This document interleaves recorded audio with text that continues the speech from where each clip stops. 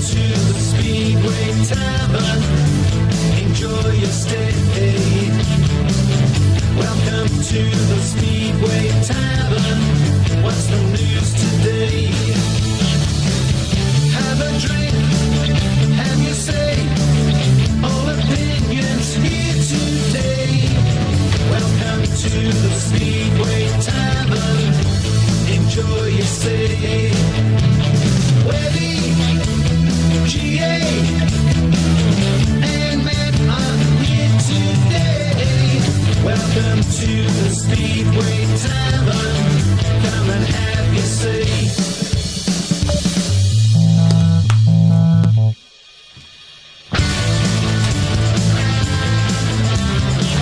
Speedway would not, could not exist without a fantastic, eclectic group of people. The volunteers, the flag marshals, the people that spend their spare time at the track making sure that everything works, the people that man the turnstiles, the people that, in the main, work for nothing and turn their hands to anything. These people get no rewards, don't particularly ask for it, little thanks and no trophies. Well, when you next go to visit your local team, give them a thought, maybe a handshake or maybe a round of applause. Only in Speedway.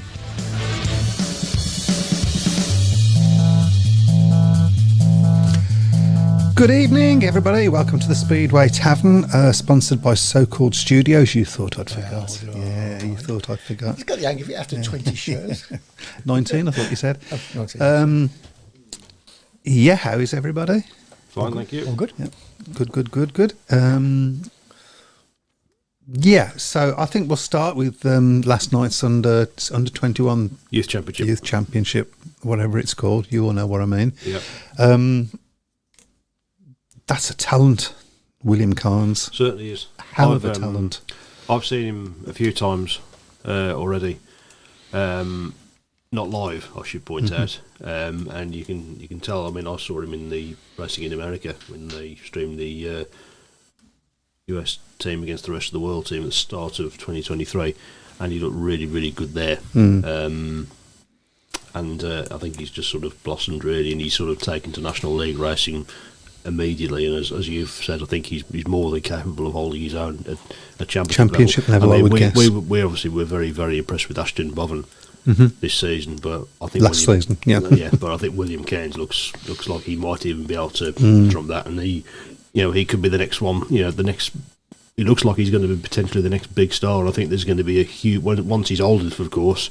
I think there's going to be a huge clamour of promoters looking to secure his services, particularly in the National League and particularly in the Championship. As well. Yeah. Whether a Premiership promoter might be tempted to take a punt on him. I would, from my own personal point of view, I think it's too early and too much of a pressure to put somebody of his age into the Premiership, just for his own development, really. But it would be a temptation. Yeah, it certainly would. But as you say, you obviously the first time you've seen him live. Unfortunately, of course, I wasn't there last night, but you certainly said that you were blown away by how good he was. He was just tremendous. Of the 250cc, I thought Cooper Russian, although he didn't win it, I was quite impressed with him. And I was impressed with all the 250cc guys. My life, they put it about. Yeah, it's like being at Bellevue or Sheffield, because they just twist the throttle on and leave it open, and they show no fear, do they? No, absolutely not. I mean, these are guys. I mean, by all accounts, the weather conditions last night were very, very tricky, and I think there was some, I think there was other situations where that measing may not have gone ahead. But I mean, we'll get on to that, and it's chomping at the bit, really, from what I've heard, to get the match on. We'll absolutely get to that in a moment. Sort of why I wrote my little piece at the beginning there. I mean, the difference in attitude between these riders and, shall we say, others. They were all there saying, "Do you want us to help you? Yep. Get the track ready. Do you want us to help?" They were trying to sweep the track and whatever they could do to help get the thing on, because they want to ride, of course. They want to ride. Yeah, tremendous. It was great not having any pressure for a win. Yeah. More of that later as well. It's become a successful competition, really, hasn't it? You know, it's obviously shared around the venues. Birmingham obviously staged one of the events in 2023 as well, and it was quite successful, that one. I don't know what sort of crowd there was last night, but obviously the weather might have put a few people off. Yeah, I mean, I think so. It's a shame, but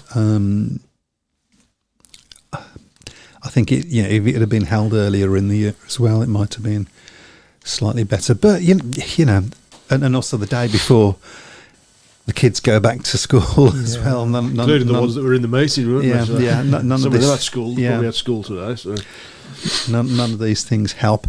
Shall we catch up on some of the comments? If you could make you out, thank you very much. Those are all evenings. Okay. Okay, so Khan signed for Bellevue 2-year deal, says Chris Thorogood, and Jeff Daniels says Khan's can't ride championship or premiership until the 16th of June next year. Khan signed a 2-year contract at Bellevue for National League. Yeah, Bellevue gets all these riders. As I said, like I said, when he's old enough, there's going to be a clamour. You know, there's going to be people I would think are already having conversations with him now. But obviously Bellevue have obviously nipped in first. You know, certainly from what you've seen of him, you'd expect him to fly around Bellevue. So. Absolutely. Ben Creswell says he went to Sheffield last night for the first time. They ride so much faster than my home track of Foxhall. Two very, very different tracks, of course. And very much advantage Sheffield, I think, in that cup final with a 20-point lead over Ipswich. Obviously a very depleted Ipswich team. Yeah, we should get on to that. But actually, before we do that, I want to read something out. So, because we're still talking about last night. The heavens opened last night in Birmingham for about half an hour.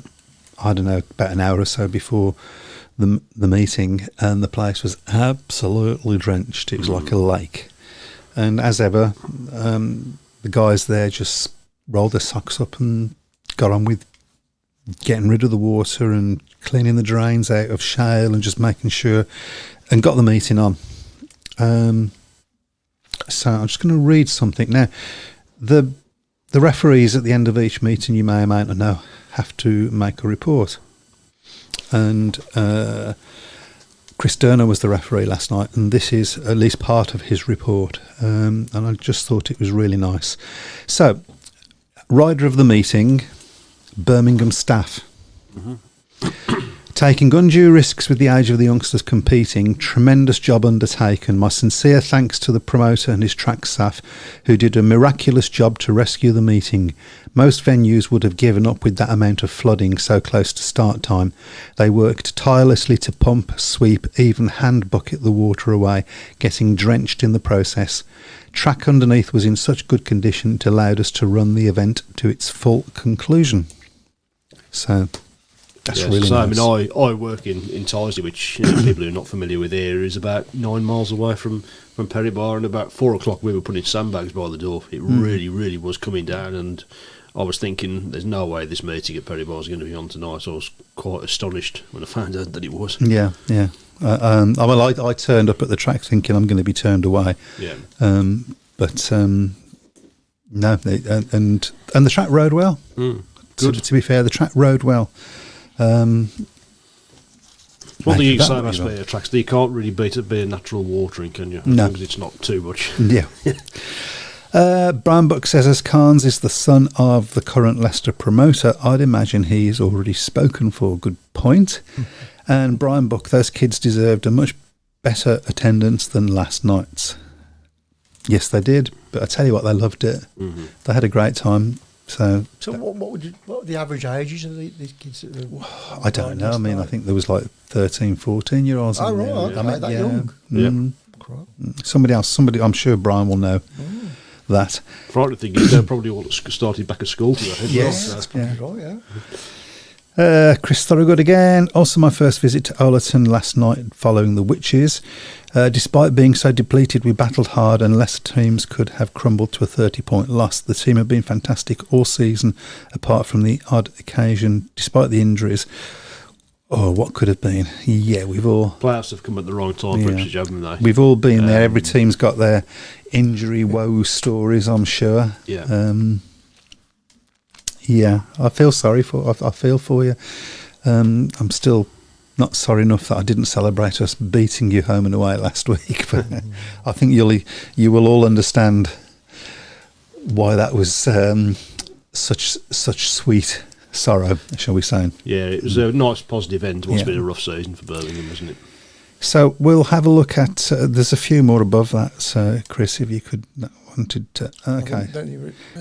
Well done Birmingham for winning at Foxhall last Thursday. Ipswich are down on confidence at the moment. Yeah, I think they... Well, down on confidence, I think really run out of steam, haven't they? Because they've obviously been sort of fighting against the tide since Jason Dahl got going injured. for such a long time. Kept going, but I think losing Emil has probably sort of knocked all the last remaining wind down themselves.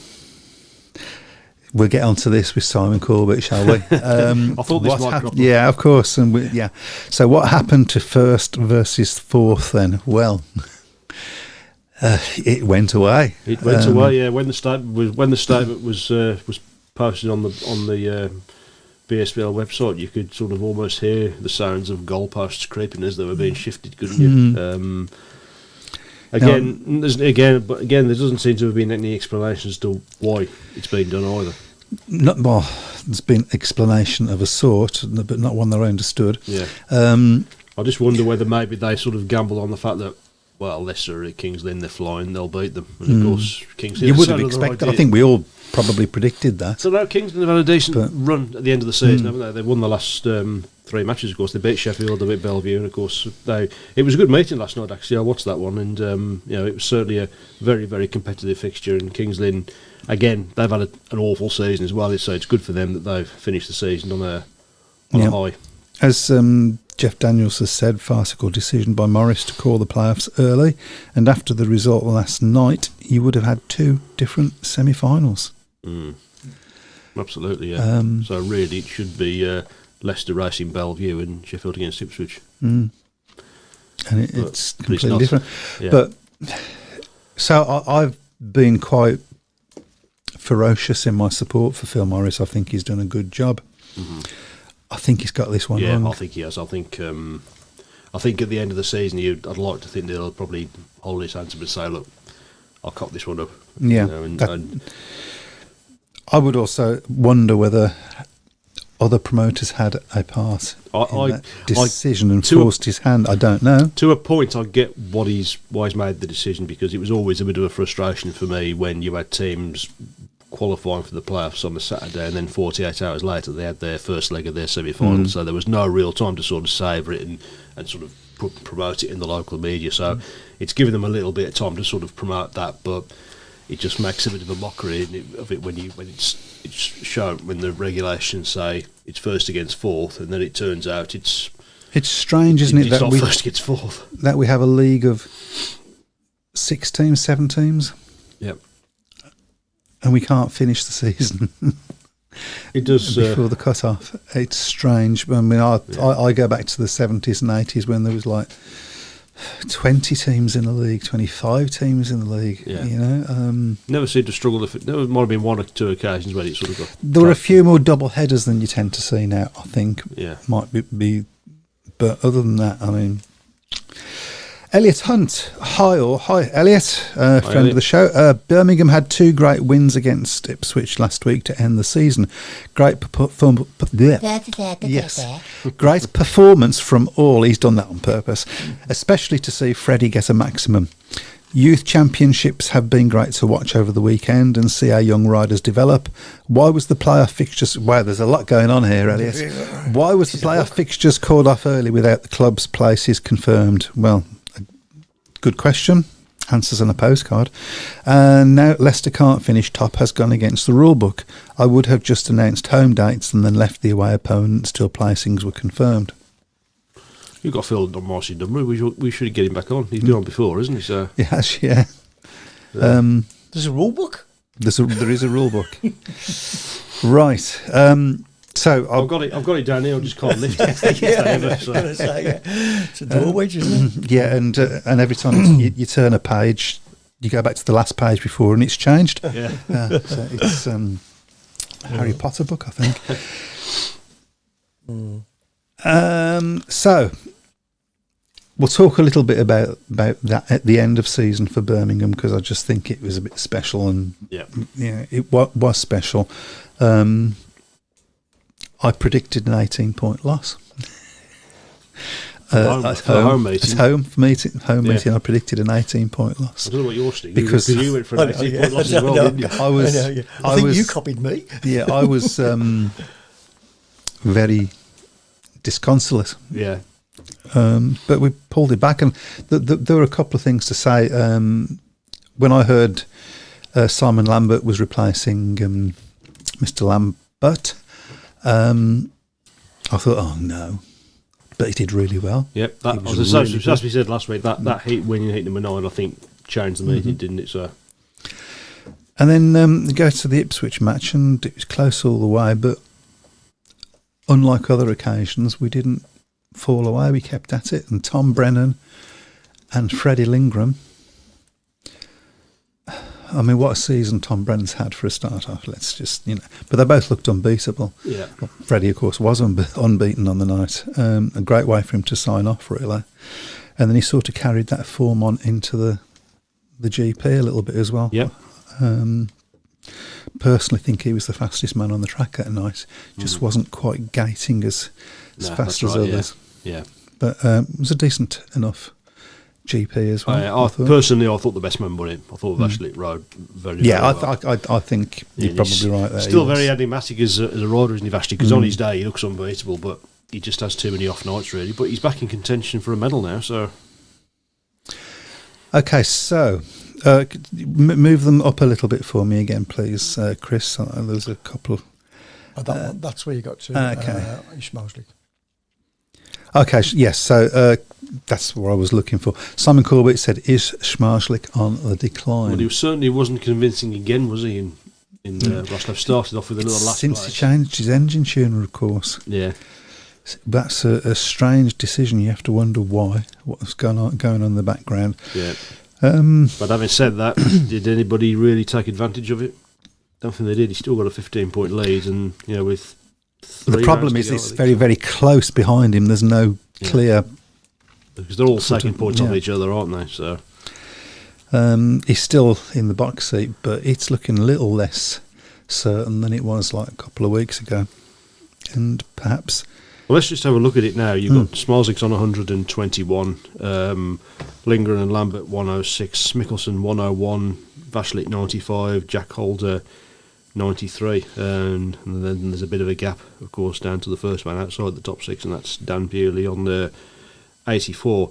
He didn't do as well as I thought he would do. Dan Bewley, obviously home track advantage. He races for Roslev, and I thought, going into the GP on the back of a really fantastic win at Cardiff, didn't really. He had a couple of He good got better races, as the night went. He got better as the night went on, but again, if he'd got to the final, as we've seen, when he gets to the final, he normally wins. But not quite. Not vintage Bewley. Not vintage Bewley, no. But No. again, Robert Lambert, you must be thinking, what is he going to do to win it? What has he got to do? You can't not see you can't see him not going and winning a Grand I think Prix. he's got to make a few more gates is what he's got to do. I wonder whether he maybe could do it coming back and racing in the UK. Well, And I don't just mean for a couple of matches at the end of the season in the playoffs to get a medal. well, he can't do that now, can which he? you can't do anyway, yeah. Well, somebody on here somewhere along the line, I can't remember who it was, said Birmingham should sign Robert Lambert next year. That'd be great. Be a huge statement of intent, that would, wouldn't it? Don't see it happening. You look around some of the other teams and their averages and stuff, and they're going to have to break up. Yep. Pretty much all the top 4, I think, are going to have to break up. So there's going to be some possibilities there. Bellevue are going to have to let a few go, certainly, I think. Well, my favourite would be there is a Bellevue rider that that rides our track so well that I would love to have him. here, and that's Brady Kurtz. I thought you were going to say Norwich Bloodorn. 'Cause he does write, Norwich Bloodorn would be, but I'm thinking as a sort of number one. Yeah. I think he would fit the bill. He rides the track very, very well. Apparently, it was reported Schmarslik is back on his original engine and tuner at the GP. Okay. Didn't work for him, but maybe it hasn't caught up yet. Some guy wrote on Facebook that he saw some land for sale in the Wolves area. Pass this on to Dave Parry, who is looking into it. Have you heard anything? I haven't. As far as I know, there's not a shred of truth in it. Okay. As far as I know. Okay. There you go. Sorry. There might be some more news coming up soon that I've been given an inkling about to do with another West Midlands team. I can't say anything more about that at the moment. And mainly because I don't know whether it's true. Yeah. But it did come from a reliable source. Yes, there is a fly in here. Yes, there is a fly. Yeah. Yes. That'll keep us on our toes. Yeah, Not it's a a wasp, very is it? big one as well. It's come out of Mark's wallet. Mike's wallet. I thought you said Mark's wallet. Then. I haven't got one.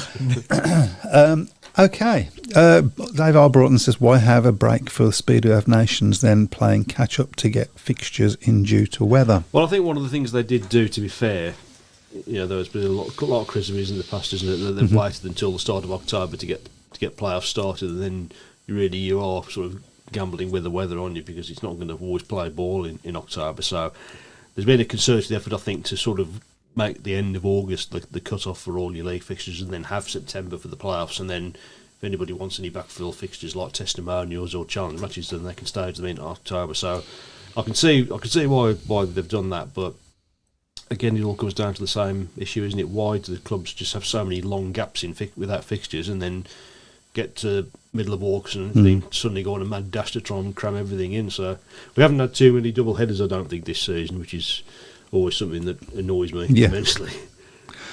Pete Clark says, is there any truth that Poland will be using all Thursdays next year and our Premier League can only be on Mondays? Yeah, I think Poland are looking to move Thursdays. I don't know whether that's confirmed. I know that there was a suggestion, it might have been about 12 months ago, that Poland were looking to move to Thursdays. So where that leads pretty speed, I don't know. Darren Reynolds on YouTube says, hi chaps, great listening, thank you very much. Would Brumbies fans, who are Brumbies? Is it a cross between Coventry and Birmingham? Maybe. Would the fans keep Sam as team manager? I think the majority of the people that I've spoken to have probably said no, they wouldn't. What are your thoughts? I'm not sure, to be honest. I think Sam's sort of had his hands tied a little bit because the team was sort of, I don't think he had that much of a say in the building of the team. Because obviously he didn't have any saying in it there. So because obviously he came into it late in the piece, didn't he? I think the team was pretty much built by the time, save for the top tier riders, when he was appointed. Yeah. So it certainly wouldn't surprise me if come the start of next season that Sam isn't the team manager. But of course, then that means who are Birmingham going to bring in to replace him? Well, I mean, this is always the $64,000 question. Okay, so I'm just catching up here. Ben Creswell, thoughts on the new land purchased for a new Swindon track? This has been rumbling on for about 12 years now, hasn't it? What can I say? I'll believe it when I'm standing in there watching a meeting. That's all I'll say on that one there, because there's been so much stuff said about. We live in hope. Certainly hope it's true, but unfortunately, the Swindon saga has been farcical really at times, isn't it? It's similar to the Coventry situation. Exactly. Yeah. And Brian's just reminding me, Rider of the Week. Get your thoughts together on that one. I'm going to go William Carnes. Oh, right, straight away. Yeah, I'm going to go William Carnes. I was very impressed. I mean, Freddie Lindgren got a shout. Tom Brennan's got a shout for me, but I'm going to go for William Carnes.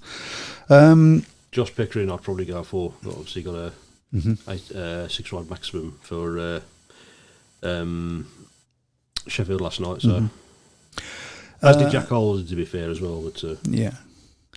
Pete Clark, is there any truth that Poland will be using... Oh, I've just written that one. Sorry. Yeah. Someone Carbit says that they'll be doing Division 1 on Thursdays in Poland. So it's going to be... I think there's going to be a butting of heads soon between various different federations and Poland. And I think it needs to happen. it does. Yeah, I think there is some point or another. Someone's going to have to come together and say, "Look, guys, you've got to get something else sorted out here. You can't just have one team saying that we're having that. You lock and clear off." Yeah, you know. And this is where you need the FIM. I know it's dog eat dog, isn't it? Really, I suppose at the end of the day. Well, what will end up happening is British leagues will say you can't have our riders, and Polish leagues will say you can't have our riders, and that's a difficult one, isn't it? For everybody. Rich Thomas says Swindon won't happen. I hope you're wrong, obviously. Brian Buck, if all Premiership fixtures are going to be held on Mondays next season, then 6 of the teams will be in action on the same night, leaving only one team to supply any guests. Well, that'll mess Chris Harrison, wouldn't it? If he can't guest. Is that a good thing? The guest rules. Does it level things out? Well, the guest rule's never been. It's always been seen as a bit of a necessary evil, hasn't it? I don't see how you replace, if somebody comes up with a way of replacing the guest rule. I mean, the obvious answer is squad systems, but there just isn't the riders there to do that. Yeah, that would solve a lot, wouldn't it? I mean, you could say, if you've got a rider missing, promote one of your riders from your junior team, but of course then you sort of... Then people don't go and watch you. That's the problem, yeah. So, you imagine Ipswich having to do that for like 3/4 of the season. They'd be having guests from other junior teams, wouldn't they, at this rate, I think. So if there were less teams, then a squad system would probably work. There's only 7 teams in the league now. You're going to get less than 7. Yeah, certainly. It's a problem. I say, going back to the GP, I think it's... I think it's we're all becoming increasingly conscious of the fact that there's a bit of needle, shall we say, between Jack Holder and Robert Lambert. Again, they sort of butted heads a little bit again, didn't they, in Rosslav? Like to see it. Yeah. Well, Phil Lanning was obviously our mate Phil Lanning, who we had on the show earlier in the year, was obviously tweeted about this, and he said, you could see them obviously going towards each other in the pit, and then suddenly the cameras go away from them. Yeah. When you think everyone's thinking, well, we wanted to see that. Yeah, exactly right. If it was a football match, you would see it. Yeah, they'd be straight in there, wouldn't they? So, but not trying to promote fisticuffs or anything, but if it happens, it's part of the thing. It's part of the show, surely. Yeah, it is. I think it is. It's probably the worst kept secret in the world that they don't particularly like each other, isn't it?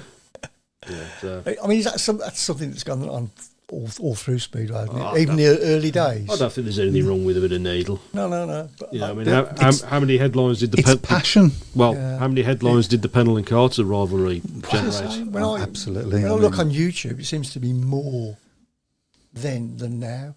Is that fair to say? I think that's true, and I think it's true for the reason that we have a very, for want of a better word, woke culture at the moment, and that filters into everything.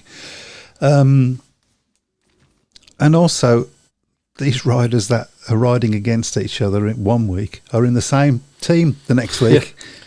In another country, and so there's all of that going on as well. But I don't think, like you say, a little bit of needle, it's part of the show sometimes. Oh yeah, of course. You don't want to manufacture it. Yeah. But it's showing passion for your sport, for what you believe, and in the end, it's entertainment. It's entertainment. It is. You're paying, It's absolutely. I mean, you must see it in football rivalries. Of course. I mean, there's the savage rivalries and the. It'd be boring, wouldn't it? Everybody had the needle with Manchester legend punter, whose name won't come, Irish guy. It'll come to you. Yeah. Footballer? Yes. George Best? No. More recent than that. It's a pundit. No. Rooney? Roy Keane. Roy Keane. There you go, Roy Crikey, Keane. yeah. Roy Keane. He's a Yeah. nutter. Would you say that to his face? No. Of course you wouldn't. Anyway, I just need to hold my hand up about something and say I've been very, very, very, very lucky this week. I haven't got any tickets for Oasis. Oh, I'm me. So- Yeah, I was really Yeah, lucky. I'm delighted about that. Yep, yeah. I did my best not to get any. Brian- You did find some down the back of the sofa then, or? Okay, so Brian's got an interesting question here. Would Birmingham fans support a second team racing in the National League? As the league only has 6 teams at present, there would only be a small number of home fixtures which could easily be fitted in on the blank Mondays, but we would need better support than last night's Youth Championship did. I think you would get better support than last night because it's your team. Yeah. I've got another question about this, by the way. So it's your team, so that there definitely would be better support than there was last night. I don't know. I'd love to see it. Question for any Leicester fans and Bellevue fans watching or listening who go to their National League meetings there. What are their crowds for their National League fixtures like in comparison to your Or Workington, of course. Workington as well, in comparison to your top flight fixtures? I mean, Birmingham, obviously, when they were in the National League, they generally had good crowds, didn't they? They sort of petered off, I think, the last Because people couple got of a years. bit fed up with them, Well, wanted better racing. The problem really with Birmingham had was, of course, that was it 2016 when they won every match? Mhm. You can't follow that, can you? No. So, No. and I think every season after that Birmingham didn't do as well as that was always going to be perceived as being a bad season. That's why really they really had nowhere else to go in the National League, and they had to make the decision to move up. And back the into National League became a much weaker product because he lost people like Cradley and Eastbourne and Coventry, of course. Coventry, yeah. Yeah. So I don't think that helped either. So I think they probably would. On that basis, 6. You're talking about 5 extra Yeah. matches, like that essentially, aren't they? Mhm.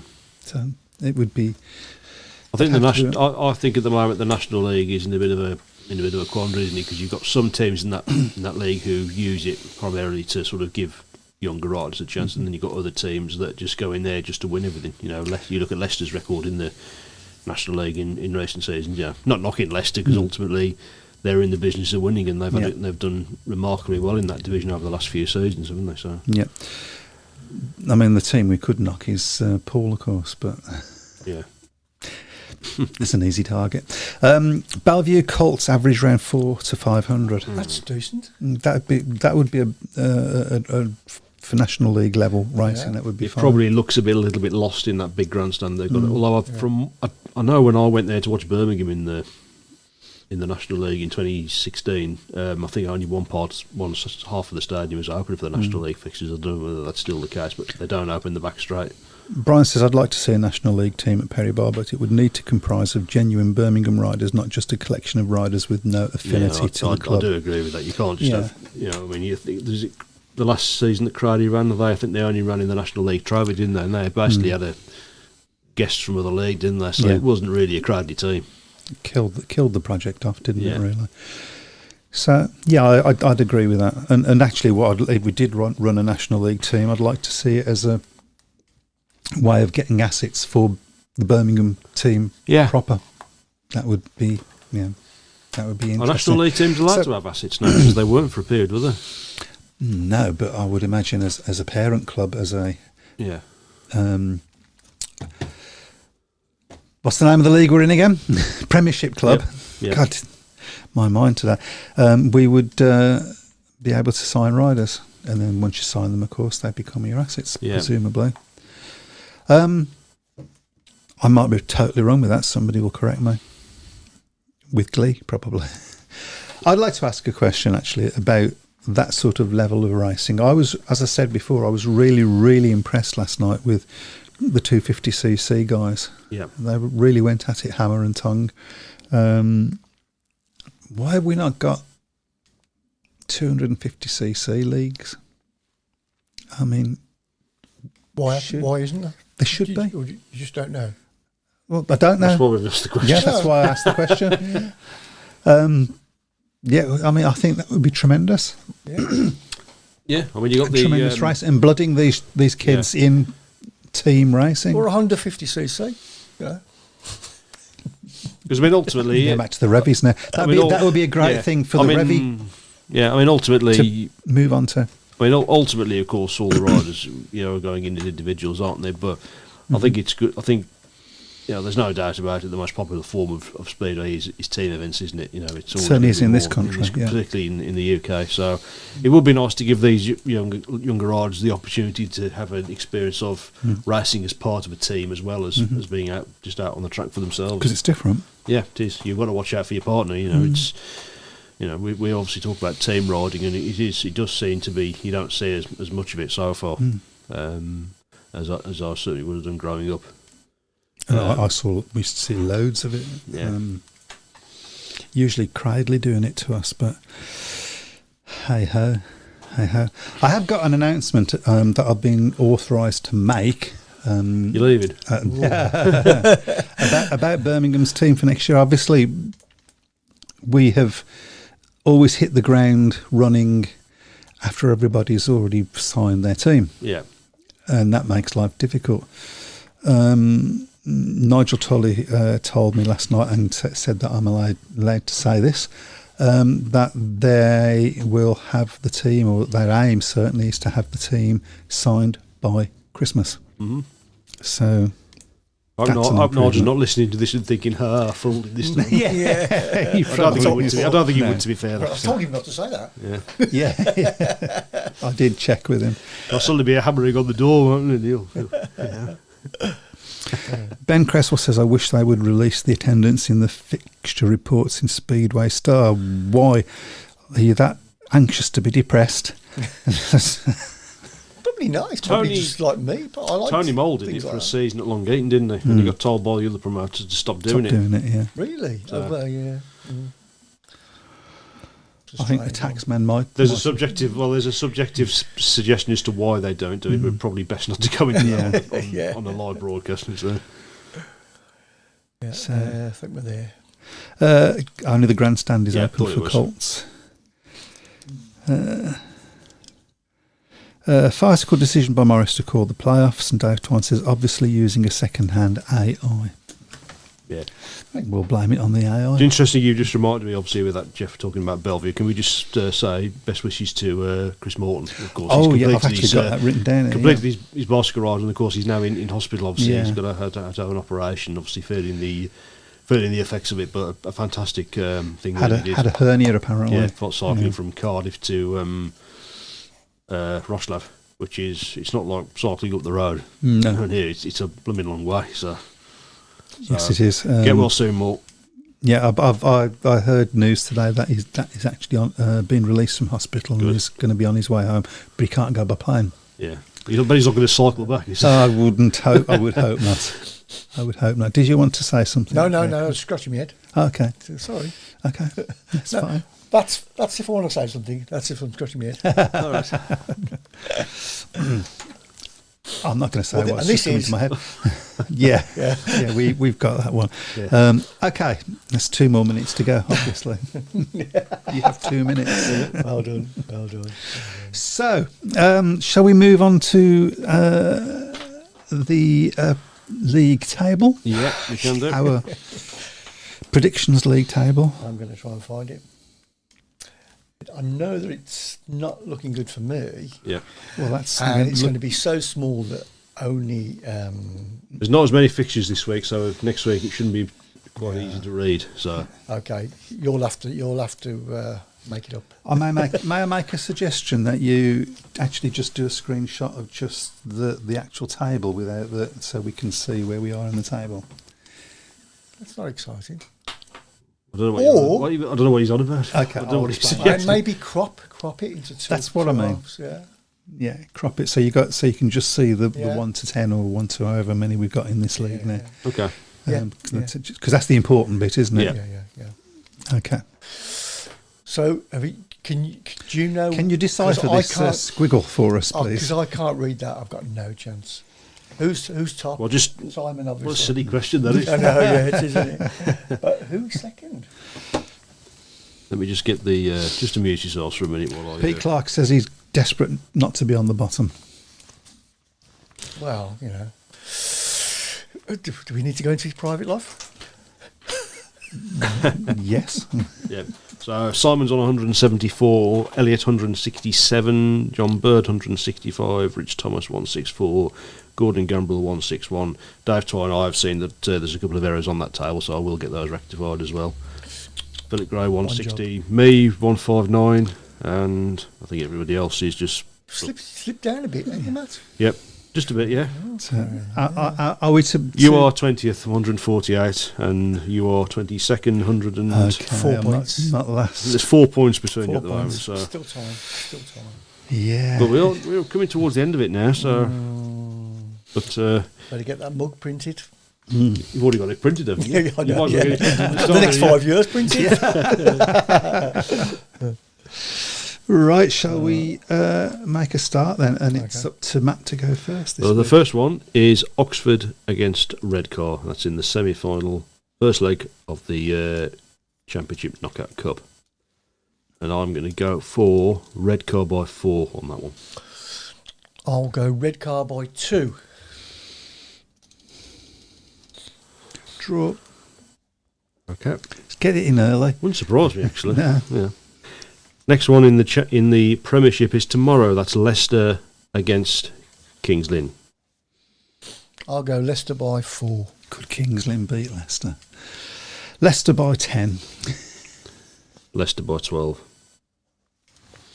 Okay, second leg of the Knockout Cup final in the Premiership, Ipswich against Sheffield. Can Ipswich pull back that 20-point lead that Sheffield built up at Alderson on Monday? No.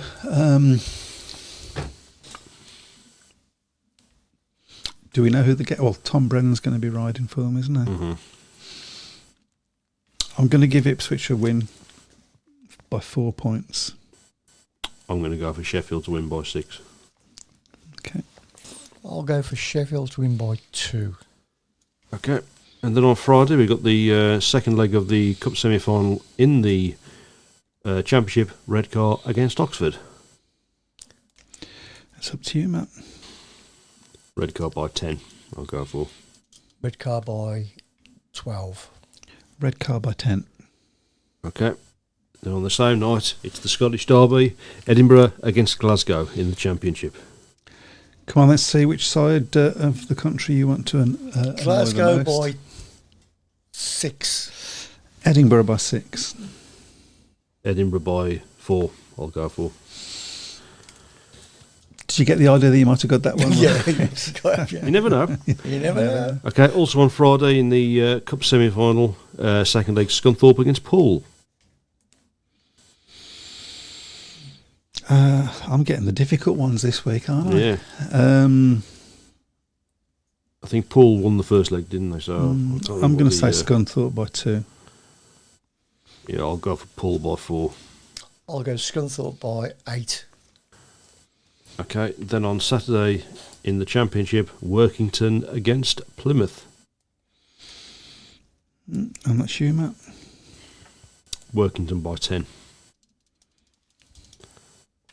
Workington by 4. Workington by 12. Okay, then on Sunday in the Championship, Glasgow against Oxford. That's for you, Matt. Glasgow by 8. Sorry, it's not for you, it's for Chris, but not to worry. Okay. Glasgow by 10. I'll say Glasgow by 10 as well, actually. Okay, and then on Monday we got the start of the playoffs in the Premiership as Ipswich take on Leicester. And it's not fourth against first. Just pointing that out. Yeah. And I got the difficult one again. Yeah. Oh dear, I can't really see Ipswich beating Leicester, so I'm going to say Leicester by 4. Well, Leicester got the psychological advantage because they went there and won by was it 16, I think they won by a few weeks ago. I'll go for Leicester by 10. I think Ipswich will probably have better guests Yeah, this time. I'm going to go Leicester by 8. Okay, and that's it. Okay, well, Let's get your predictions up. Okay. So, quick prediction from you. Who's going to win the Premiership? Leicester. I agree. And please as well, don't forget, give us your rider of the week Let's have a as well. Yes, rider of the week, please. Let's have a quick look at the championship. Who have we got? Who's obviously Paul's going to be there. Well, Paul at the moment are just waiting for confirmation as to who they're going to be racing. It's either going to be Glasgow or Workington. Out of those, I think they would prefer Glasgow. I think they'll be too strong for whoever is there, to be honest. I think they probably would prefer Glasgow because, Glasgow obviously had a fantastic season, finally getting over the line and bringing silverware back to Ashfield, but it's just not worked out for them this season, has it, unfortunately? But that's obviously the only semi-final that we've got so far. Pool against either Glasgow or Workington. The first leg of that is on Wednesday. So who else is in the picture? At the moment, of course, it is top four, so it's Oxford and Scunthorpe, I believe, is going to be the other one. Unless someone can put us right on there. Of course, you've still got Redcar in there, you've still got Glasgow.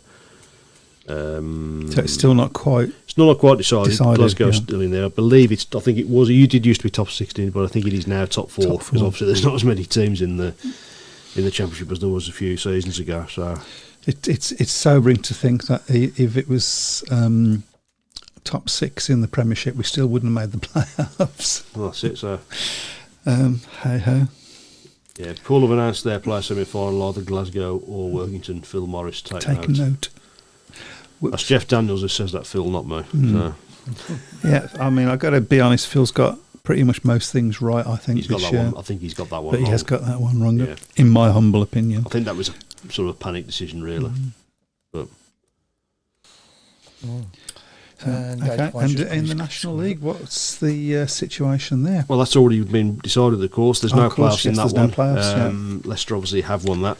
I think it's a third title in 4 seasons, I think, it's something like that. They're on 22 points from 9, Oxford 15 from 10. And then you've got, at the moment, Bellevue, Scunthorpe and Middlesbrough all vying for the last place there in the top 3, although both Bellevue and Scunthorpe have got, I think, a couple of matches in hand, I think, on Middlesbrough. So at the moment, it looks like it's either going to be Bellevue or Scunthorpe. You would think Bellevue probably would get the third place in that one. And you've got Edinburgh struggling down there at the bottom with just 2 points from their 6 matches. So, have we got time to open that old chestnut since we're talking about playoffs? Playoffs or top? So the winner of the league is the winner of the league, or I think I think the team that finishes top of the league should get something. I've always felt that. Playoffs they've got to be exciting though. Playoffs bring a nice little money spinner at the end of the season because obviously you're going to get the big crowds and the TV coverage as well. I'm glad they've not got playoffs in the National League now because I'd never have felt having playoffs in the National League was right because there's no TV coverage of it. So and obviously Championship has followed the same pattern as well, although they've still got playoffs as well. I think in a push you would say yes. Premiership. I can see the argument from both sides. To be fair, the playoffs obviously is good from for the teams that get there because you get the nice little big. If you're Ipswich right now, if you're Ipswich now, then it's couldn't they just make the only thing with Ipswich, of course, they'd say is, well, if there was no playoffs, then our season would be over. But of course, they're still in with a chance, aren't they? Couldn't they make it a separate competition? So you'd have the winner obviously, and then a separate competition with the top 4. So there's a chance like of a double, and things like that. I guess it depends on what then becomes the trophy. Yeah. Which is the important trophy because it sort of becomes like a knockout cup then, doesn't it? Yeah. And so therefore that trophy then loses its glitter in a sense. Yeah. Your vision is obviously sort of clouded by a little bit, isn't it? But I wasn't one of the ones that moaned about that for that reason. I moaned about it for another reason. The whole Greg Hancock situation, which felt a little bit sour. And wouldn't be allowed under today's competition rules.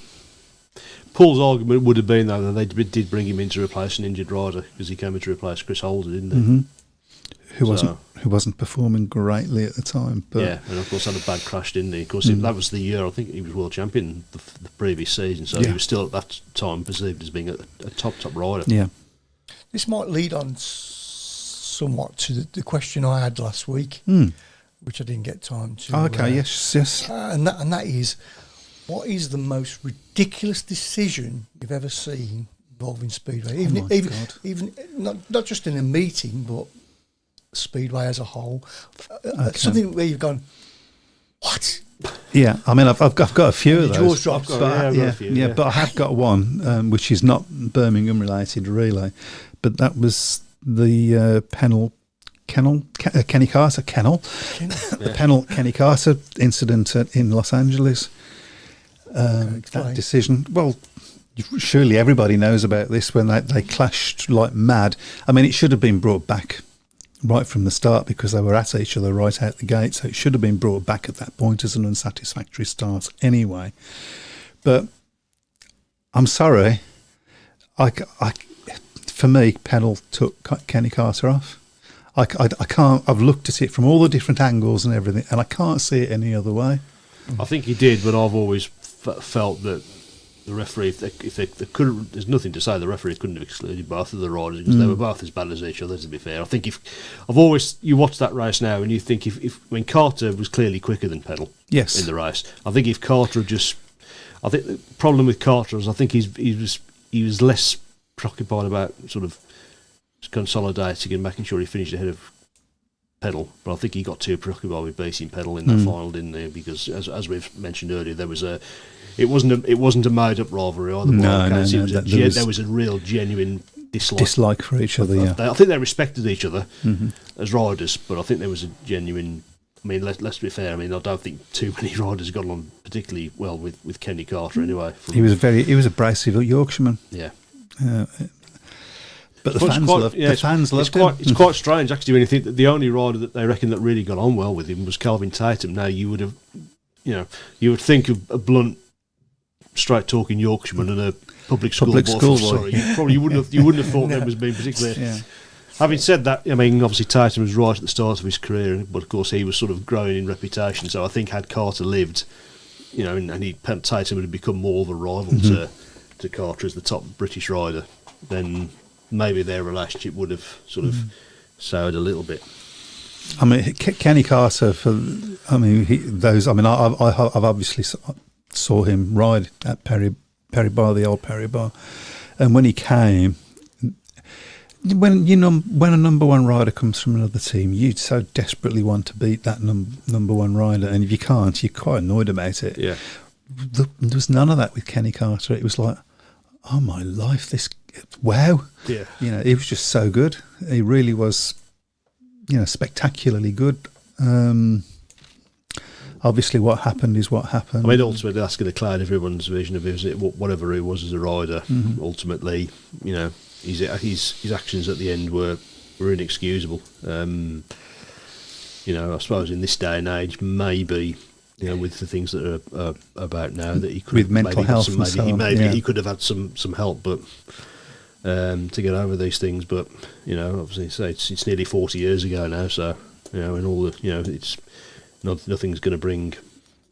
But anyway, that answered your question. No. Interesting. Do you have one? Interesting. The one I've probably regaled many times, that was Jimmy Nielsen guesting for Wolves and Cradley in one leg each of the semi of the final and getting in and losing. That's ridiculous. Yeah, only in Speedway. Tossing a coin to decide the winner of the World Under-21 final in 2003, I think it was as well. Right, I didn't know about that. Yeah. Okay. So it's crazy. Yeah. It's a crazy sport. But most sports have craziness within them. Oh, yeah. Perhaps none as much as Speedway. I mean, Formula One sometimes I go, what? Yeah, just to say, obviously Pete's just reminded me there, obviously sad that Millsall now confirmed that they won't be coming back in 2025. That's obviously a massive blow. I don't think the recent fire at the stadium's helped, but from what I've been told, they haven't been able to generate the funds to make it worthwhile for them to run I guess we have to hope. 2025. There's always 2026. Yeah, you have to hope. Yep. I mean, the one thing I will say to people out there at the moment without teams, and there's such a lot of them at the moment, I never expected Birmingham to come back.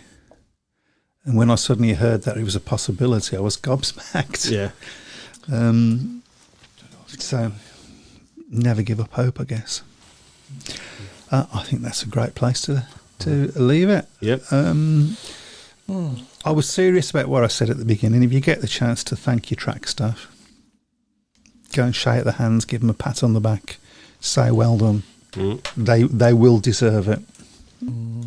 So, yeah. Ben's just replied regarding what he talked about earlier. He said he thought about a mixed league knockout cup, but can't when the likes of Redcar, Race Ipswich for Danny King, etc.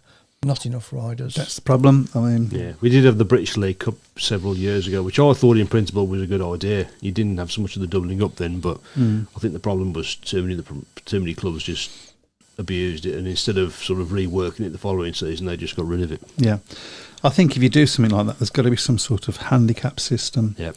I mean, you can't do it for the very reason that's been said, but if down the line, if enough riders come out the woodwork, and there's certainly riders about, as we saw last night, then some sort of handicap system whereby if a team goes, if the team from the higher league goes a certain amount of points in front, that there is like a handicap system to help them compete on a more even keel. That would be interesting. Dave Twine says I would, but the Brummies last match moved to the night my footy team plays. Yeah. Not good thing, not good planning, that one, is it? Well, I don't think they had much choice. Yeah. Don't think they had much choice. Pete Clark, join in and help your local volunteer track staff. There is always something to do. Good point. And on that note, I think we will bid you adieu. Adieu. Adieu. Good night. See you soon. Take care. Good night. Welcome to the Speedway Tavern. Enjoy your stay. Welcome to the Speedway Tavern.